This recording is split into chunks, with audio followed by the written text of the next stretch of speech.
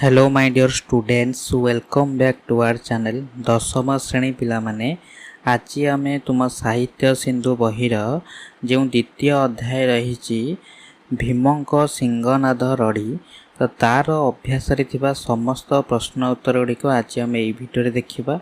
ठीक अच्छे तो जदि तुम मैंने दशम श्रेणी समस्त विषय प्रश्न उत्तर गुड़िक देखापी चाहूँ तुम मैंने चैनल टी सब्सक्राइब करदेव। ठीक अच्छे तो देख प्रश्नावली तो ये जो प्रश्नावली रे जो सब प्रश्न उत्तर गुड़िक रही एक नंबर रु तो टोटाल 25 नंबर पर्यंत प्रश्न जो रही तो सी समस्त प्रश्न गुड़िकर उत्तर तो ये गोटे भिडियो आम आज देखा।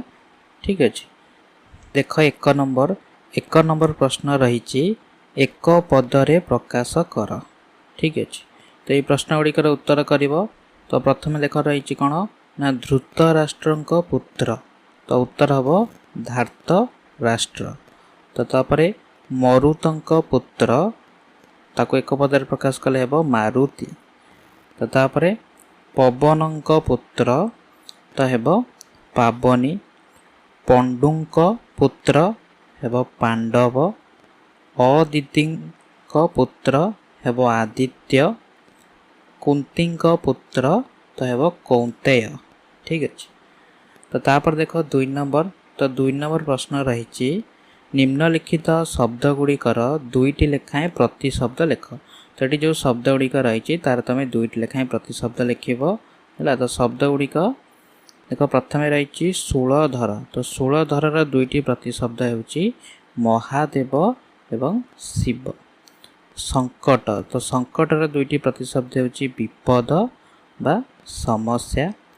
मर्त्यर 2टी प्रति शब्द हो पृथ्वी ता गोटे धरित्री तो तापर अंतरिक्षर 2टी प्रति शब्द हो आकाश आ गोटे व्योम। नलिनीर 2टी प्रति शब्द हो गोटे पद्म आ गोटे कमल। जमर 2टी प्रति शब्द हो गोटे काल आ गोटे मृत्यु तो तापर कमला तो कमलार 2टी प्रति शब्द हो गोटे लक्ष्मी आ गोटे श्री। भर्सनार 2टी प्रति शब्द हो गोटे गाड़ी आ गोटे तिरस्कार। ठीक अच्छे तो पिला मान देख जदि तुम मानक भिडियोटी भल लगुए तो तुम मैंने भिडियोटी गोटे लाइक कर एवं तुम सांग मान सहित भिडियोटी को शेयर करदेव। और जदि तुम मैंने दशम श्रेणी समस्त विषय गुड़िकर प्रश्न उत्तर देखापी चाहूँ तो तुम मैंने चैनल टी सब्सक्राइब करदेव। ठीक अच्छे तो तापर देख 3 नंबर तो 3 नंबर क्वेश्चन रही व्यासवाक्य सह समासर नाम लेख तो प्रथम रही देख त्रिलोचन तो त्रिलोचनर व्यासवाक्य सहित समासर नाम लिख तो त्रिलोचनर व्यासवाक्य हम 3 लोचन जहाँकर तो ताकू त्रिलोचन कह जाए तो समासर नाम हम बहुव्रीहि समास। काला नल तो व्यासवाक्यर नाम हम काल रूपक अनल समासर नाम हम रूपक कर्मधारय समास।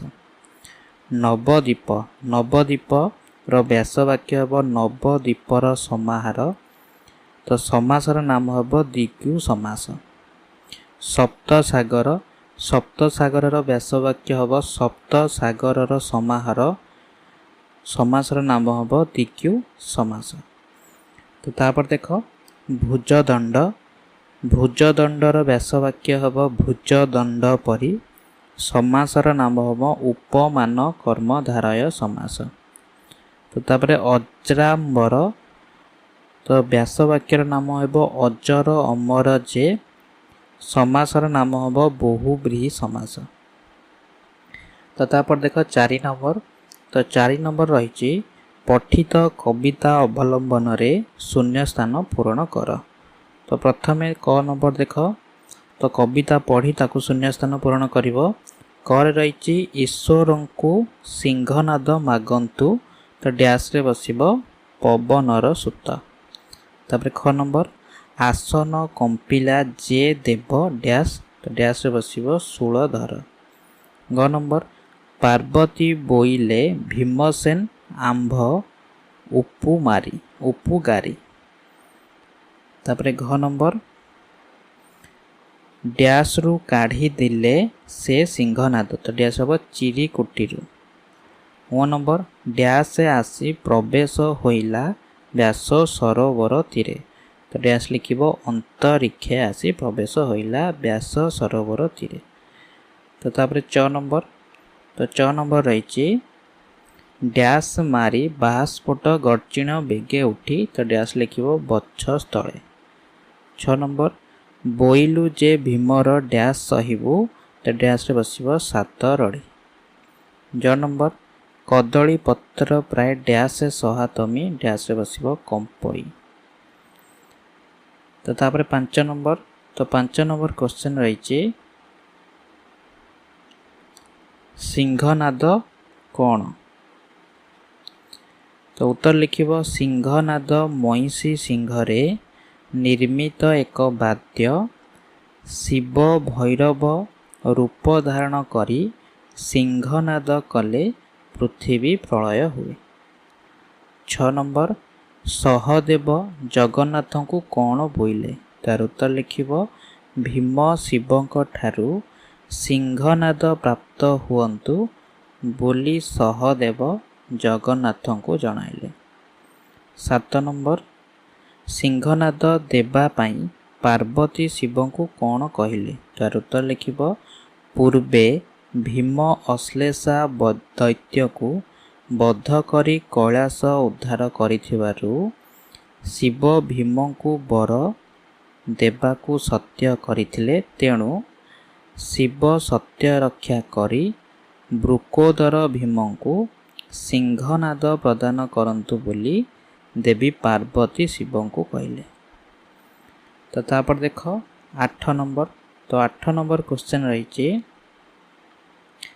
ପାଣ୍ଡବଙ୍କ ହେତୁ ତ୍ରିଲୋଚନ କିଭଳି ବର୍ତ୍ତିଥିଲେ? ତାର ଉତ୍ତର ଲେଖିବ ପୂର୍ବେ ଅଶ୍ଳେଷା ଦୈତ୍ୟ କୈଳାସ ପର୍ବତ ଉପାଡ଼ି ନେଉଥିବା ବେଳେ ଋଷ୍ୟମୁକ ପର୍ବତରେ ଅବସ୍ଥାନ କରୁଥିବା ଭୀମ ନିଜର ପରାକ୍ରମ ବଳରେ ଦୈତ୍ୟକୁ ବଧ କରି କୈଳାସ ଉଦ୍ଧାର କରିଥିଲେ। ତେଣୁ ଏହିପରି ଭାବରେ ପାଣ୍ଡବଙ୍କ ଯୋଗୁଁ ତ୍ରିଲୋଚନ ବର୍ତ୍ତିଥିଲେ। ତାପରେ ନମ୍ବର ସିଂହନାଦ କିପରି ଗତି କରି ଭୀମଙ୍କ ହସ୍ତକୁ ଆସିଲା? ତାର ଉତ୍ତର ଲେଖିବ ସିଂହନାଦ ଗତି କଲା ବେଳେ ପ୍ରବଳ ପବନ ବହିବାକୁ ଲାଗିଲା ଓ ସମଗ୍ର ମର୍ତ୍ତ୍ୟଭୁବନ ବିକଟାଳ ଶବ୍ଦରେ କମ୍ପିବାକୁ ଲାଗିଲା। ଏହା ସୂର୍ଯ୍ୟଙ୍କ ଠାରୁ ଶତଗୁଣ ତେଜରେ ଜ୍ୟୋତି ପ୍ରକାଶ କରି ଆକାଶ ମାର୍ଗରୁ ଆସି ବ୍ୟାସ ସରୋବର କୂଳରେ ଉପନୀତ ହେଲା। କ୍ରମେ ଏହା ବ୍ୟାସ ସରୋବର କୂଳରେ ଉପସ୍ଥିତ ଥିବା ଭୀମଙ୍କ ହସ୍ତକୁ ଆସିଲା। ତାପରେ ନମ୍ବର ନମ୍ବର କ୍ୱେଶ୍ଚନ୍ ରହିଛି ବ୍ୟାସ ସରୋବରର ମହାତ୍ମ୍ୟ ଲେଖ। ତ ବ୍ୟାସ ସରୋବର ଠାରେ ବ୍ୟାସଦେବ ଗୁପ୍ତରେ ମହାଭାରତ ଅଷ୍ଟାଦଶ ପୁରାଣାଦି ରଚନା କରୁଥିଲେ।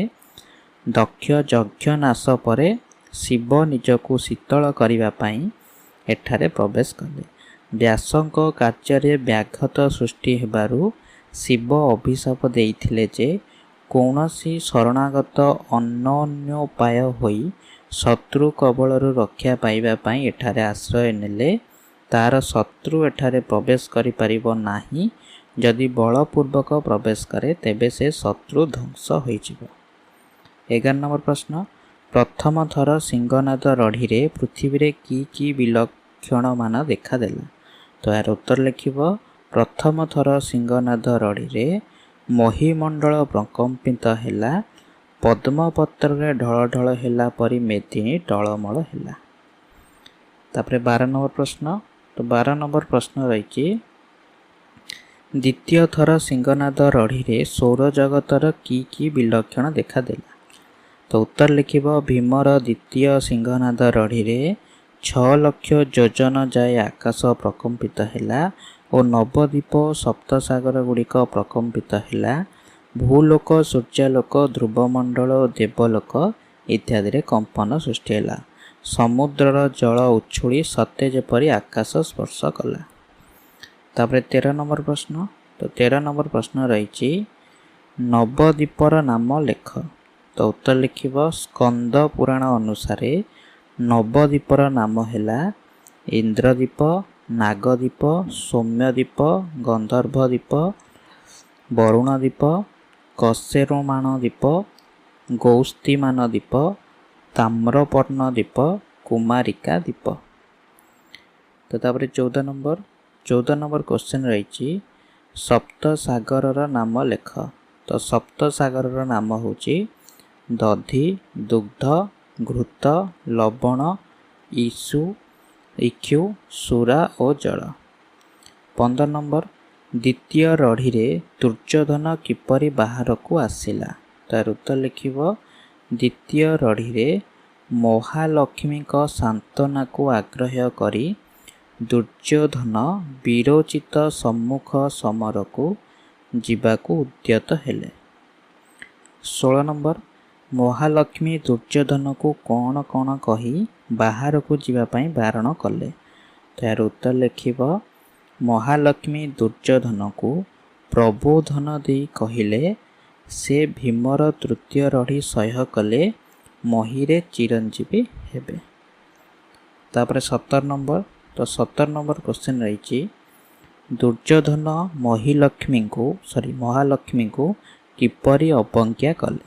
ତାର ଉତ୍ତର ଲେଖିବ ଦୁର୍ଯ୍ୟୋଧନର 2 ଭୁଜ ଧରି ମହାଲକ୍ଷ୍ମୀ ତାକୁ ବାହାରକୁ ଯିବାକୁ ବାରଣ କଲେ ମଧ୍ୟ ପାମର ଦୁର୍ଯ୍ୟୋଧନ ତାଙ୍କୁ ଠେଲିଦେଲା। ମା କମଳାଙ୍କୁ ଛାଡ଼ି ଚାଲିଯିବା ପାଇଁ ମଧ୍ୟ କହି ଭର୍ତ୍ସନା କଲା। ଏହିପରି ଭାବରେ ଦୁର୍ଯ୍ୟୋଧନ ମହାଲକ୍ଷ୍ମୀଙ୍କୁ ଅବଜ୍ଞା କଲା। 18 ନମ୍ବର ପ୍ରଶ୍ନ ଲକ୍ଷ୍ମୀ କାହିଁକି ଦୁର୍ଯ୍ୟୋଧନକୁ ଛାଡ଼ି ପଳାଇଲେ? ତ ଏହାର ଉତ୍ତର ଲେଖିବ ମହାଲକ୍ଷ୍ମୀଙ୍କ ଅଭୟ କ୍ରୋଡ଼ରେ ଆଶ୍ରୟ ନେଇଥିବା ଦୁର୍ଯ୍ୟୋଧନ ମହାଲକ୍ଷ୍ମୀଙ୍କ ବାରଣ ନ ମାନି ତାଙ୍କୁ ଠେଲି ଦେବାରୁ ଲକ୍ଷ୍ମୀ ଦୁର୍ଯ୍ୟୋଧନକୁ ଛାଡ଼ି ପଳାଇଲେ। 19 ନମ୍ବର ଦୁର୍ଯ୍ୟୋଧନର ଗଦା ଦ୍ୱୟର ଓଜନ କେତେ ପରିମାଣର? ତାର ଉତ୍ତର ଲେଖିବ ଦୁର୍ଯ୍ୟୋଧନଙ୍କର ଗଦା ଦ୍ୱୟର ଓଜନ 70 ଭାର ବୋଲି କୁହାଯାଇଛି। ତାପରେ ଦେଖ 20 ନମ୍ବର ସରଳାର୍ଥ ତମର ରହିଛି ଯେଉଁ। ତ ପ୍ରଥମେ ରହିଛି ସଙ୍କଟ କାଳେ ତୁମ୍ବନ୍ଦ ଉଦ୍ଧାରନ୍ତି ପୁଣ ଦିୟସି ସିଂହନାଦ ପ୍ରସନ୍ନ ବଦନାଣ। ତ ପ୍ରଥମେ ଲେଖିବ ସଙ୍କଟ କାଳେ ବଦନାଣ। ତ ତାପରେ ଲେଖିବ ଉକ୍ତ ପଦ୍ୟାଂଶଟି ଭୀମଙ୍କ ସିଂହନାଦ ରଡ଼ି ଶୀର୍ଷକ କବିତାରୁ ଗୃହୀତ। ଆଲୋଚ୍ୟ ପ୍ରସଙ୍ଗରେ କବି ସାରଳା ଦାସ ପାର୍ବତୀ କିପରି ପାଣ୍ଡବଙ୍କୁ ସିଂହନାଦ ପ୍ରଦାନ କରିବା ଉଚିତ ବୋଲି ଶିବଙ୍କୁ ପରାମର୍ଶ ଦେଇଛନ୍ତି ତାହା ଏଠାରେ ବର୍ଣ୍ଣନା କରିଛନ୍ତି। ସିଂହନାଦ ପ୍ରାପ୍ତି ଉଦ୍ଦେଶ୍ୟରେ ଭୀମ ଶିବଙ୍କୁ ସନ୍ତୁଷ୍ଟ କରିବାକୁ ଧ୍ୟାନସ୍ଥ ହେଲେ। ଭୀମଙ୍କ ଧ୍ୟାନର ଈଶ୍ୱରଙ୍କ ଆସନ ଟଳମଳ ହେଲା। ତ୍ରିକାଳଦର୍ଶୀ ଶିବ ଭୀମଙ୍କର ଇଚ୍ଛା ବିଷୟରେ ଅବଗତ ହେଲେ। ସେ ଏଥିପାଇଁ ପତ୍ନୀ ପାର୍ବତୀଙ୍କର ପରାମର୍ଶ ଗ୍ରହଣ କରିବାକୁ ଇଚ୍ଛା କଲେ। ପାର୍ବତୀ ଶିବଙ୍କୁ ସ୍ମରଣ କରାଇଦେଲେ ଯେ ପୂର୍ବେ ଭୀମ କିପରି କୈଳାସ ପର୍ବତକୁ ଅଶ୍ଳେଷା ଦୈତ୍ୟଠାରୁ ଉଦ୍ଧାର କରିଥିଲେ। ବିପଦ ସମୟରେ ପାଣ୍ଡବମାନେ ଶିବଙ୍କର ଉପକାର କରିଥିବାରୁ ଶିବ ପ୍ରସନ୍ନ ହୋଇ ଭୀମଙ୍କୁ ସିଂହନାଦ ପ୍ରଦାନ କରନ୍ତୁ ବୋଲି ପାର୍ବତୀ ପରାମର୍ଶ ଦେଲେ। ପାର୍ବତୀଙ୍କର ପରାମର୍ଶ ଗ୍ରହଣ କରି ଶିବ ସିଂହନାଦକୁ ଭୀମଙ୍କ ହସ୍ତରେ ପହଞ୍ଚିବାକୁ ନିର୍ଦ୍ଦେଶ ଦେଲେ। ତାପରେ ଦେଖ 21 ନମ୍ବର। ତ 21 ନମ୍ବର ରହିଛି କାଳାନଳ ଜାଣି ବିକାଶୀ ସିଂହନାଦ ଜ୍ୟୋତି ଆଦି ତିହୁଁ ସତେ ଗୁଣ ତେଜ ବିକାଶନ୍ତି। ତ ପ୍ରଥମେ ଲେଖିବ କାଳାନଳ ବିକାଶନ୍ତି। ତାପରେ ଲେଖିବ ଉକ୍ତ ପଦ୍ୟାଂଶଟି ଭୀମଙ୍କ ସିଂହନାଦ ରଡ଼ି ଶୀର୍ଷକ କବିତାରୁ ଗୃହୀତ। ଆଲୋଚ୍ୟ ପ୍ରସଙ୍ଗରେ କବି ସାରଳା ଦାସ ଶିବଙ୍କ ସିଂହନାଦର ତେଜ ବିଷୟରେ ବର୍ଣ୍ଣନା କରିଛନ୍ତି। ଶିବଙ୍କ ଆଜ୍ଞା ପାଇ ସିଂହନାଦ ଗତି କଲାବେଳେ ସମଗ୍ର ମର୍ତ୍ତ୍ୟ ଭୁବନ ପ୍ରଚଣ୍ଡ ଶବ୍ଦରେ କମ୍ପିବାକୁ ଲାଗିଲା। ପ୍ରଚଣ୍ଡ ବେଗରେ ପବନ ବହିବାକୁ ଲାଗିଲା। ଏହା ସୂର୍ଯ୍ୟଙ୍କଠାରୁ ଶତଗୁଣ ତେଜର ଜ୍ୟୋତି ପ୍ରକାଶ କରି ଆକାଶ ମାର୍ଗରେ ଗତି କରୁଥିଲା। ସିଂହନାଦରୁ ଭୟଙ୍କର ଅଗ୍ନି ନିର୍ଗତ ହୋଇ ଚାରିଆଡ଼େ ବିଚ୍ଛୁରିତ ହେଉଥିଲା, ଏହା କ୍ରମଶଃ ବ୍ୟାସ ସରୋବର ତୀରରେ ଉପନୀତ ହେବାକୁ ଅଗ୍ରସର ହେଲା। ତ ପ୍ରସଙ୍ଗରେ ସିଂହନାଦର ତେଜର ବର୍ଣ୍ଣନା କବିଙ୍କର ମହାକାବ୍ୟକ ଦୃଷ୍ଟିକୋଣର ପରିଚୟ ବହନ କରେ। ତ ତାପରେ 22 ନମ୍ବର ସରଳାର୍ଥ, ନଳିନୀ ପତ୍ରରେ ଯେହ୍ନେ ପଡ଼ ତେଣେ ପାଣି, ପୃଥିବୀ ଦଲ ଦଲିତ କମ୍ପଇ ମେଦିନୀ। ତ ଏହାର ଉତ୍ତର ତମମାନେ ଭିଡ଼ିଓଟିକୁ ପଜ୍ କରି କିମ୍ବା ସ୍କ୍ରିନଶଟ୍ ନେଇ ଲେଖିଦେବ। ତାପରେ 23 ନମ୍ବର, ତ 23 ନମ୍ବର ହେଉଛି ଦୀର୍ଘ ଉତ୍ତରମୂଳକ ପ୍ରଶ୍ନ। ଭୀମସେନ 2 ବାର ସିଂହନାଦ ରଡ଼ି କରିବା ବେଳେ କ'ଣ କ'ଣ ଘଟିଥିଲା? ତ ଏହାର ଉତ୍ତର ମଧ୍ୟ ତମମାନେ ଭିଡ଼ିଓଟିକୁ ପଜ୍ କରି କିମ୍ବା ସ୍କ୍ରିନଶଟ୍ ନେଇ ଲେଖିଦେବ। ଏଇଟା ପ୍ରଥମ ପାରା, ତ ଏଇଟା ହେଉଛି ତାର ଦ୍ୱିତୀୟ ପାରା। ତାପରେ 24 ନମ୍ବର ପ୍ରଶ୍ନ, କେଉଁ ପରିସ୍ଥିତିରେ ଭୀମଙ୍କୁ ସିଂହନାଦ ଦେବାକୁ ସଦାଶିବ ସମ୍ମତ ହେଲେ? ତ ଏହାର ଉତ୍ତର ମଧ୍ୟ ତମମାନେ ସ୍କ୍ରିନଶଟ୍ ନେଇ ଲେଖିଦେବ। ତ ଏଇଟା ହେଉଛି ପ୍ରଥମ ପାରା।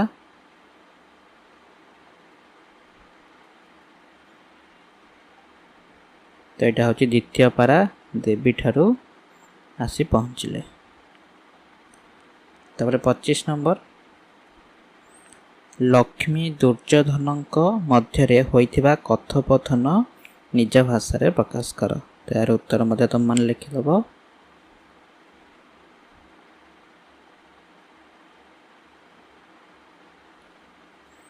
ଠିକ୍ ଅଛି। ତ ଯଦି ତମମାନେ ଦଶମ ଶ୍ରେଣୀର ସମସ୍ତ ବିଷୟର ପ୍ରଶ୍ନ ଉତ୍ତର ଗୁଡ଼ିକ ଦେଖିବା ପାଇଁ ଚାହୁଁଛ, ତ ତମମାନେ ଚ୍ୟାନେଲଟିକୁ ସବସ୍କ୍ରାଇବ୍ କରିଦେବ। ଆଉ ଏଇ ଭିଡ଼ିଓଟିକୁ ତୁମ ସାଙ୍ଗମାନଙ୍କ